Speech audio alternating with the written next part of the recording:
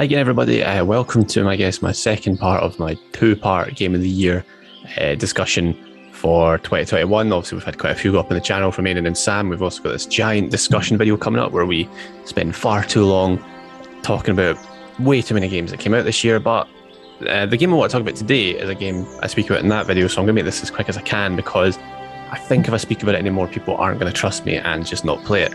And my last video, which was on the Forgotten City, which was a close, well, at the time, I probably think it's a close runner-up, but I guess this game is far and beyond my Game of the Year of 2021, and that is It Takes Two, which is a surprise to absolutely no one.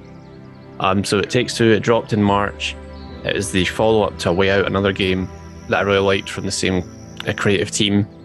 And right from the trailer, I knew this was something I was going to like, but I think how much I liked it still kind of shocks me. And of course, it went on to win Game of the Year at the Game Awards, which is amazing because I just don't think this is the type of game that usually wins that type of award. I was really thinking Deathloop's going to get it, so I was very excited to see It Takes Two pick up a very prestigious award.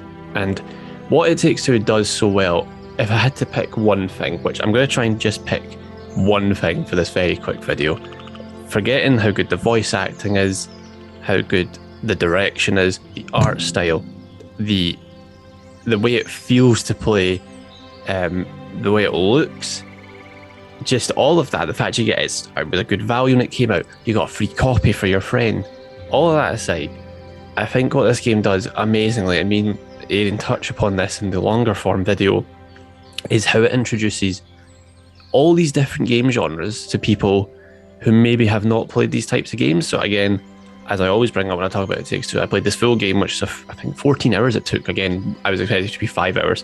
14-hour game with my girlfriend, who, not to berate her, she's getting actually quite good at games. She completed Grand Theft Auto 5 on her own, which she will not let me get away without saying. But playing this, although there were times I was like, okay, this is insane, we're going to be here all day, and maybe if I was playing it with somebody, like maybe I was playing the whole game with Aidan, for example, we probably would have blasted through it a bit quicker. But that being said, there was never a point I was sitting there like, okay, this is impossible. The game is not doing a good job of teaching somebody how to play the game. And even that said, it wasn't really the game's job to do that. Obviously, a game should teach you how to play it. But the fact the game managed to be like, we're going to do a Dungeons and Dragons type game now. We're going to do a platformer type game now. We're going to do a third-person shooter type game. We're going to do a sports game.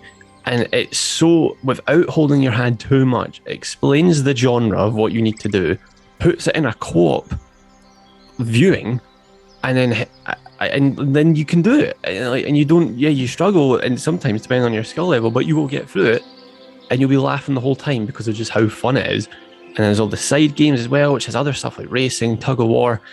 It's everything good about A Way Out expanded literally by 100 times.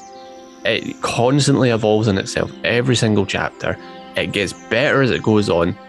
The story, which I've always said is very simplistic and it's probably the weakest part of the game, somehow brought a tear to my eye at the end. I don't know, I think I just enjoyed this journey so much that when it was over, I was sad to see it over. And I really grew to really love these two main characters. And I just can't wait to see what Hazelight do next. I honestly, the game's on Game Pass now. It goes on sale all the time.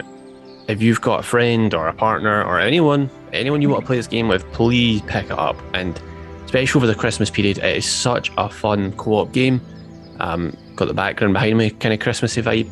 I just can't say enough good things about it, and I don't want to let this video drag on and push people away from not playing it. If you've not played it, give it a shot. Check out my review, plug number 1. Check out my interview with Josef Balderrama, who plays Cody in the game, plug number 2. And plug number 3, check out our other Game of the Year list, which is also on the website. And our final plug, the Game of the Year video that I've discussed. And all 4 of those places, I will tell you how good It Takes Two is, because it is the best game of 2021, bar none. Sorry, Aaron and Sam, your choices don't matter. And sorry, Forgotten City as well. This game wins too. I'm sorry. It Takes Two is the absolute GOAT. It's the GOAT.